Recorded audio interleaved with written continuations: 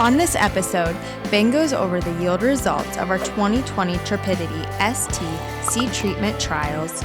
Turk reminds farmers to watch grain in storage and tips to keep it in good condition. Tommy talks about the importance of input supplies to stay in contact with customers, as well as a new Iowa State University Farmer Education Network. Joe reveals the secret to happiness in life and, of course, his corny joke. Hi, this is Joe Merschman. Welcome to Cup of Joe, episode number 17, season number 3. Today we have our regulars, Tommy, Turk, and Ben. And as always, we like to start with Ben. Ben, you've got something kind of interesting there. We finally compiled our Tripidity ST versus our standard check, which is the bonus coded check. We got 10 locations. We originally had 14, but we had some mechanical issues. We had a combine that didn't go through. We had a sprayer issue, and we had a plot that was really uneven. So we kind of backed some of that data out just because it didn't make sense to the rest of the data that we were seeing, because we knew that there was an issue in those fields. But we have 10 locations of really good data. Alex is going to put up a piano graph of what we're seeing here, but overall we have a solid 2 bushel advantage to the check. So I'm going to kind of back up and talk about what we all did here this year through this trial check. So we started off by planting Kennedys and Mohawks with Tripidity and our just standard bonus coated, which is our fungicide insecticide package. And the Tripidity product is supposed to help those beans push out of the ground quicker and more even. And then on the majority of these tests that we had the dealers and the area sales managers go out and flag, and each day that the soybeans were emerging out of the ground, as soon as you saw some green, there was a flag put on that day, and we measured that for about 4 days. So in every check, we've talked about this before on Cup of Joe, on every check we had positive results with faster, more even emergence, and we wanted to take those to yield. And in worst case scenarios, on our piano graph here, you can see we have, a half a bushel loss. We just equate that to the variability in the field. The soybeans probably they weren't under stressful conditions, so they all emerged fairly evenly. And on maybe some of these other plots where we had higher yield advantages, maybe those beans were under stress, and that Tripidity is what's helping them get out of the ground. So yeah, Tripidity is a seed treatment that mitigates stress. So obviously plots that had more stress, we're going to see faster emergence every time, and that's probably where we saw the higher yield response. Correct. And this basically mimics exactly what we see when we look at Rosen's data from years past. We only have 10 locations. They had 33 locations replicated over 4 years, so they have a lot more data than what we did, but it basically replicates exactly what they were looking at when it comes to yield advantage. So, 2.25, 2 bushel an acre, $10 beans, $11 beans, $12 beans, that's $22 an acre advantage to, what's in a Merschman bag versus what's in a competitor's bag that has, a very high quality fungicide insecticide package.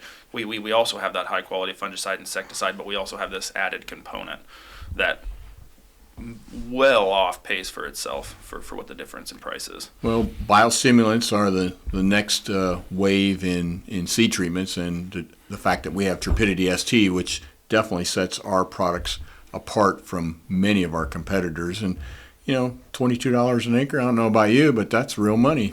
Yeah. And subtract that off your seed cost, and that makes Merschman soybeans by far the lowest cost seed that you could possibly plant. Absolutely. And guess what? It's included in our package. Right. It doesn't cost you anything extra. No upcharge for it. Comes standard. Yep, it's a huge advantage, and we're really happy with what we saw. I'm glad we can take Rosen's data and overlay it against our data, and it's really, really, really similar. So, and the other thing that I had, we had conversations. We had our entire sales force come in 3 different stages. We didn't have too many people last week, and one of the things that they wanted us to kind of mention or talk about was how there's a little bit of confusion in the marketplace about, guys saying, well, you spray 2,4-D and Liberty, and that's a really hot application when you go out and to kill water hemp. That's really effective because you have 2 effective modes of action, which can be combined in the tank at the same time. Correct. When you're using Enlist 1, you can use Liberty and the new choline 2,4-D, and there's growers that's saying that, well, we can do that same thing with this Extendiflex product when we use Extendamax and Liberty.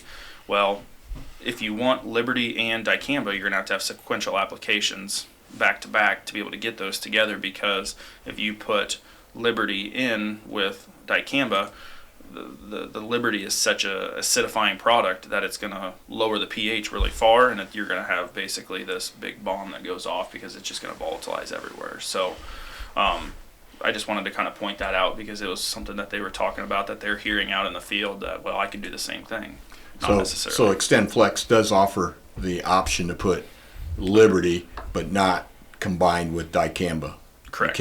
You'd have to make 2 passes separately, as opposed to the Enlist E3 system. You can use Enlist 1 and Liberty, tank mix it, go out and do it, and you're done. Yep, 2 effective modes of action at the same time. At the same time. So that's a big difference in cost to think about too.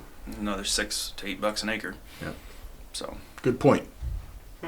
Plus the safener that they have put in is another $3-4, Yeah, $5. Yeah, we don't know exactly where that's going to land as far as pricing. That's additional cost this year to that system. No matter what, if you're using dicamba, you're going to have to put the additional safener in. Good points. And the number one reason I like the Enlist E3 system is the fact that it's not a restricted use herbicide. Your buffers are relatively small. Plus, soybeans are very tolerant to 2,4-D. So if you get a little physical drift, it doesn't go beyond 1 row. That's good points, Ben. Turk, I see yours. You got a big smile on your face. Again, we were bumping $12 before. We got $12 this week.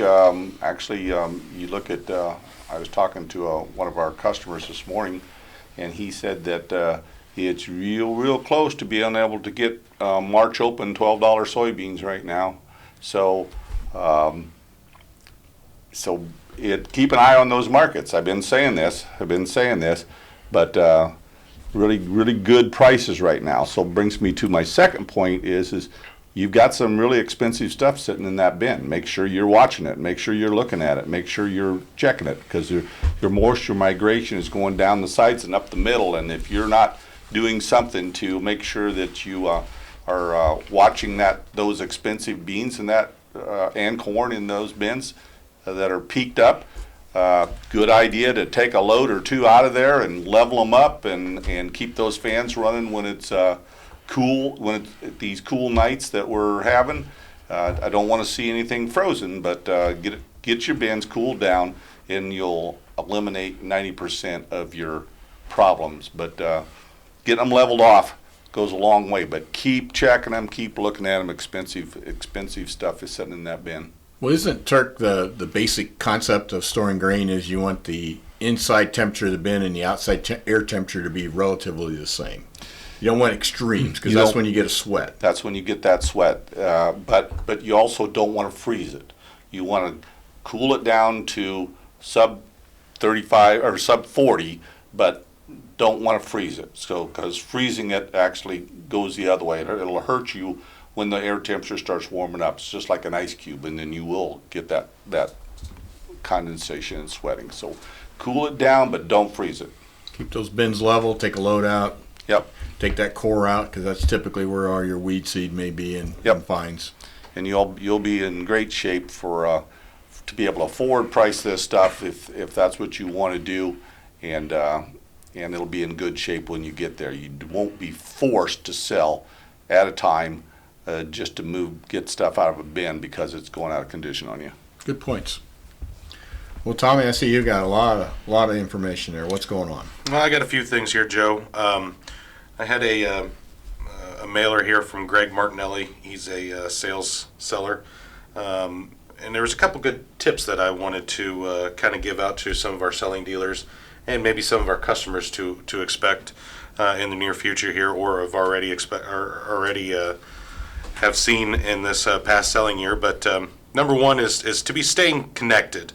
You're going to continue to getting calls and texts and emails. We've seen a big influx of doing a lot of Zoom meetings with our customers, and a lot of farmer customers or even selling dealers really appreciate that, because it gives the opportunity to have the same conversation you would face to face, but obviously at a safe distance, specifically with these times that we are on with COVID. So too many salespeople think they can't reach out if they don't have an answer. You know, there are a lot of questions out there When's this lockdown going to stop? What's going on with the prices?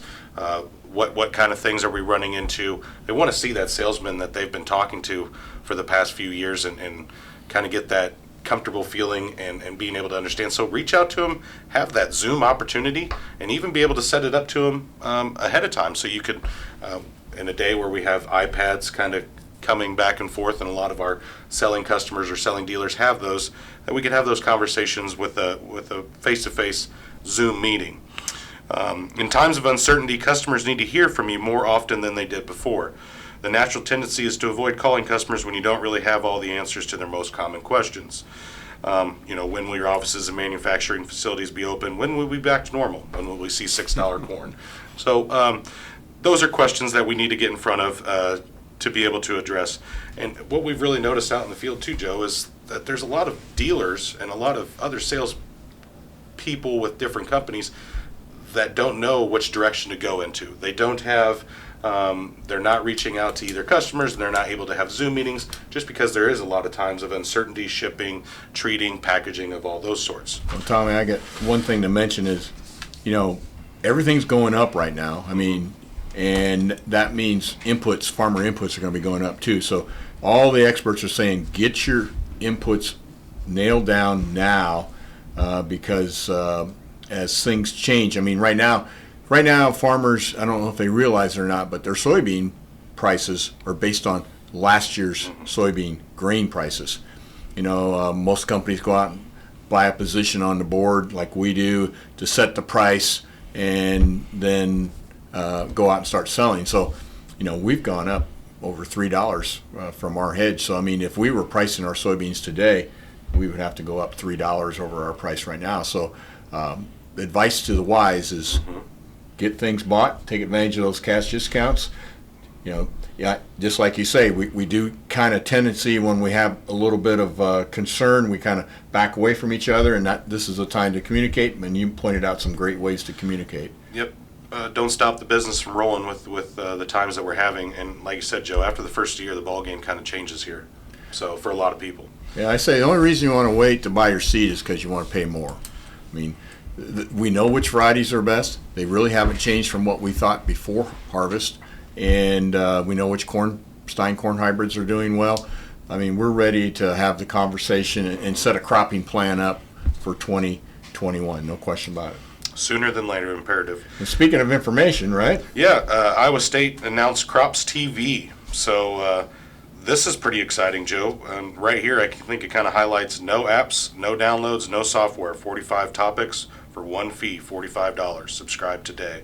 So it's starting December 1st, and it's going to continue through February 4th, 2021. So that's pretty exciting to have all the information. So you don't even have hands there. You miss out on the free lunch maybe by going to a meeting, but you get all the information from your home. So get a sandwich at home. You can just make a bologna sandwich at home and rough it out, right? Yep. And Oreo cookies. Oreo cookies, right? Well, we just celebrated Thanksgiving, and I wanted to pass on a little bit of information about a study that I saw that I thought was very interesting. What's the difference between happy people and unhappy people? In other words, do you ever wonder, there's some folks that you run into all the time are never happy. Then you can run into another set of folks that are always happy. Well, the study looked into that, and you know what they found out? They found out that happy people are grateful. So we just came after Thanksgiving, and I know there's a lot of things we could be unhappy about, but there's a lot of things we could be happy about. So I hope this past Thanksgiving that you found things to be grateful for, even though, your Thanksgiving may have not been exactly what your family was hoping for, because certain folks couldn't come or you had to be respectful of the COVID thing. But the bottom line is, I hope that you understand that the key to happiness is being grateful, and I'm grateful for so many things that we have here at Merschman Seeds, and one of the things is our customers. We just have a great group of customers, and we just enjoy getting up every morning and helping them raise their yields and helping them be successful. So that's the secret to happiness: being grateful. If it's a sunny day, be grateful. If you have a nice lunch, be grateful. So that's the key. That brings us to the corny joke segment. And actually, you know, I gotta put the bar joke in.